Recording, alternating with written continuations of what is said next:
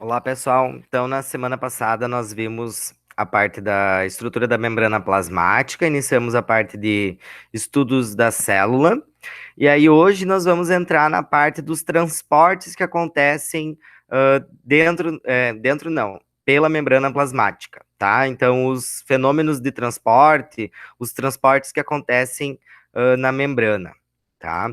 Então, aqui um pouquinho falando aqui sobre a permeabilidade das membranas, tá?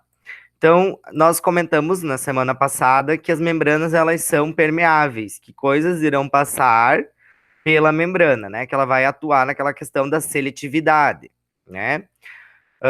Mas para a gente entender como que esses transportes acontecem, é bem interessante que a gente entenda o conceito de gradiente de concentração, tá? Esse conceito ele é bem importante para a gente entender como que vai acontecer o transporte dessas moléculas pela membrana plasmática, tá? E aí o gradiente de concentração, para simplificar, eu coloquei um desenho aqui do lado, ó. Então vocês imaginem que aqui em preto está a minha membrana, né? A minha membrana plasmática. E aí eu coloquei duas situações. De um lado, bem concentrado de uma determinada substância, pode ser um açúcar, pode ser oxigênio, pode ser gás carbônico, pode ser sal. Pensem em qualquer soluto, né? Que vai estar dissolvido no meio aquoso. E no outro lado, a gente tem uma concentração menor. Então, vocês podem perceber que, ó, desse lado eu tenho menos bolinhas verdes e desse lado eu tenho um monte. Então, o que que acontece? Eu tenho uma diferença na concentração. Se eu tenho uma diferença de concentração, logo eu vou ter o quê? Um gradiente, né? Eu vou ter um lado que está mais concentrado e um lado que está menos concentrado, né? E aí a tendência é dessas concentrações se igualarem. Então, o que que vai acontecer? As substâncias elas vão passar do meio mais concentrado para o menos concentrado. Para quê? Buscando igualar as concentrações, tá? Então, esse conceito de gradiente, ele é bem importante. Eu entender que tem uma diferença na concentração dessas substâncias. Um lado eu vou ter mais, por exemplo, aqui eu tenho mais oxigênio, mais O2. Do outro lado, eu tenho menos. Qual é a tendência? É o O2 passar para o outro lado da membrana para o quê? Igualar essas concentrações, igualar esse gradiente, tá? Então, isso é bem importante, essa parte do gradiente. Entendendo esse conceito, todas as coisas vão partir daqui. E aí eu vou ter dois tipos de transporte que vão acontecer. Dois não, três. Mas os dois principais são o transporte ativo e o transporte passivo, tá? Então, qual é a diferença? No transporte passivo, as coisas vão ser transportadas a favor do gradiente. Como eu falei antes, o oxigênio, do mais concentrado para o menos concentrado. E aí isso não vai ter gasto de energia. Então, ele não gasta energia. Por quê? A energia que vai ser usada para fazer esse transporte é a energia da cinética química, dessa questão das moléculas já quererem igualar suas concentrações. Então, a membrana ela vai atuar simplesmente ali separando, né? Mas ela não vai precisar gastar energia para que essa substância ela seja transportada. Por quê? A cinética química vai dar essa energia que precisa. Isso vocês vão entender bem lá no segundo ano, essa parte de cinética química. Mas o que acontece? Tem uma força, né? E aí essas forças elas têm que se igualar. Então não gasta energia. A membrana, a célula não vai precisar gastar energia para fazer esse tipo de transporte. E é dessa forma, por exemplo, vai acontecer a respiração, que nós vamos falar mais daqui a pouquinho.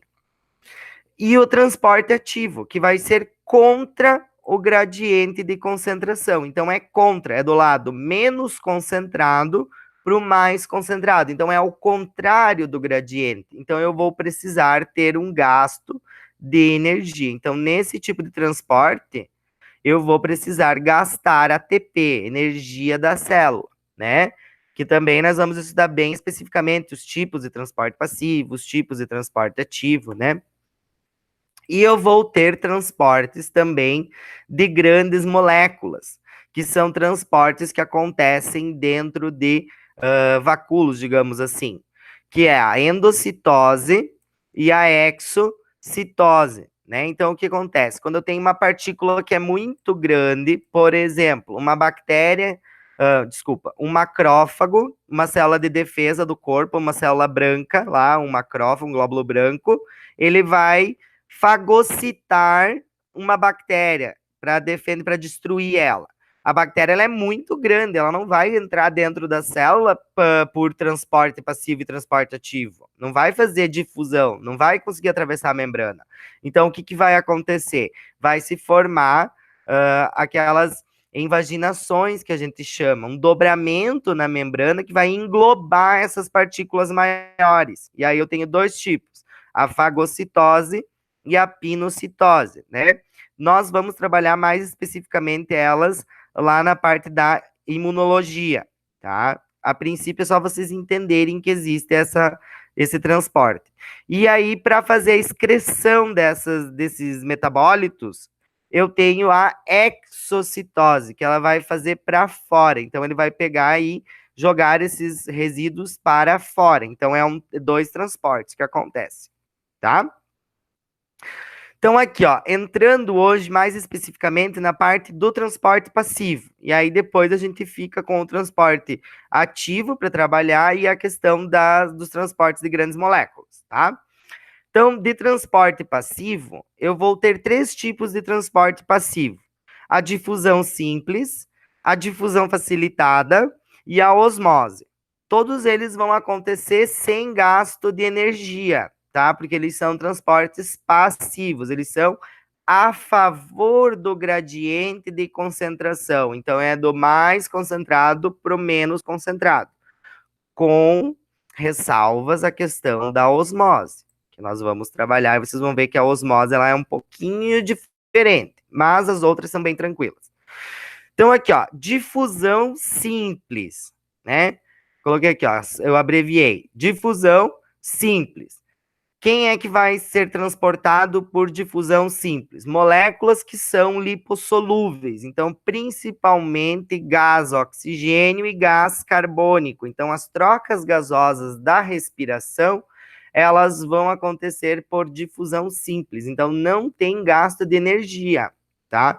É um transporte passivo. Para fazer troca gasosa, não tem gasto de energia. Como que vai acontecer? Ó, eu desenhei aqui a membrana plasmática, que é aquele desenho que a gente viu aula passada, e aí eu coloquei aqui, ó, uma substância qualquer em verde, pontilhadinha aqui, ó. Fora da membrana, vocês percebem que eu tenho maior concentração. Digamos que essa substância aqui seja oxigênio, então O2, né?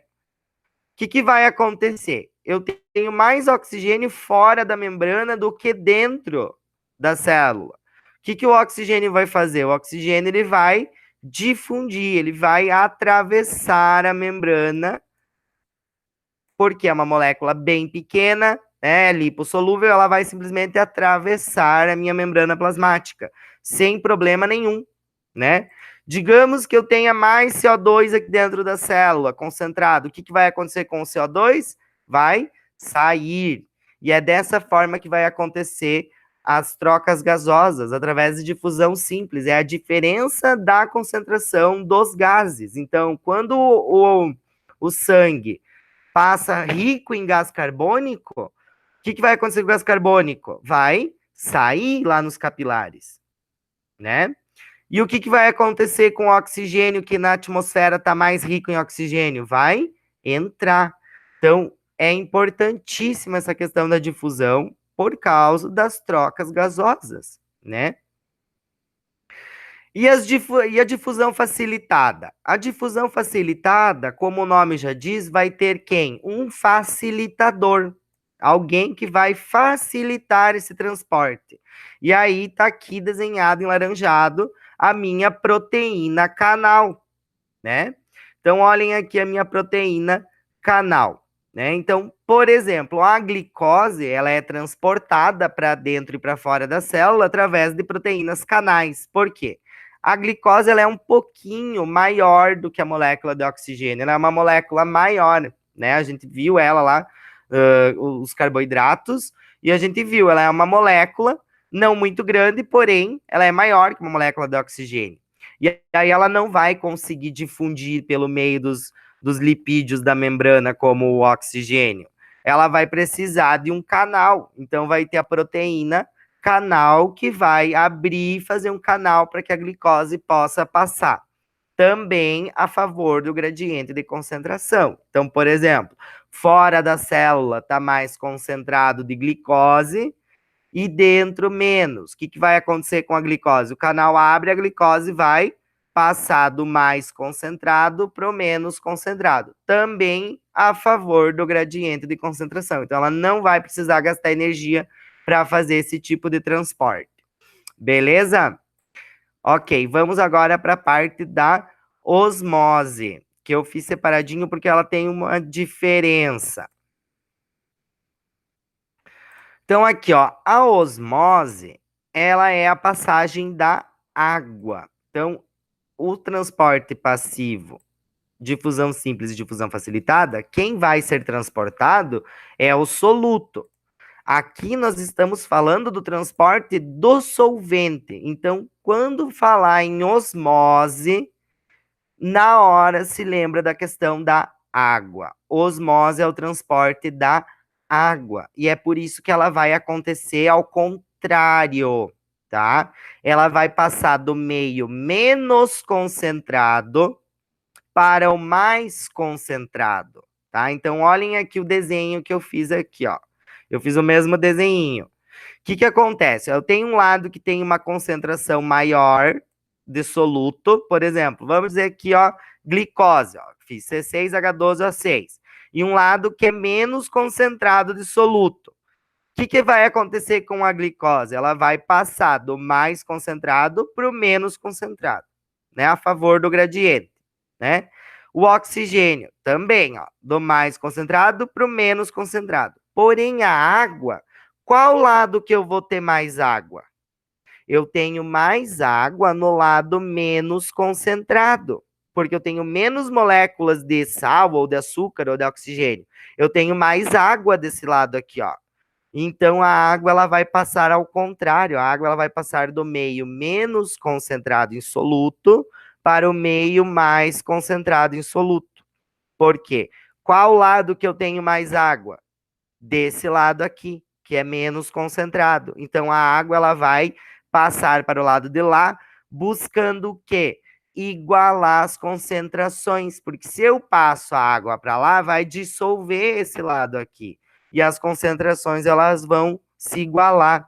Então eu coloquei aqui, ó, a água ela se desloca do meio hipotônico, que é o meio que tem menos concentração, tá? Então, esse lado aqui.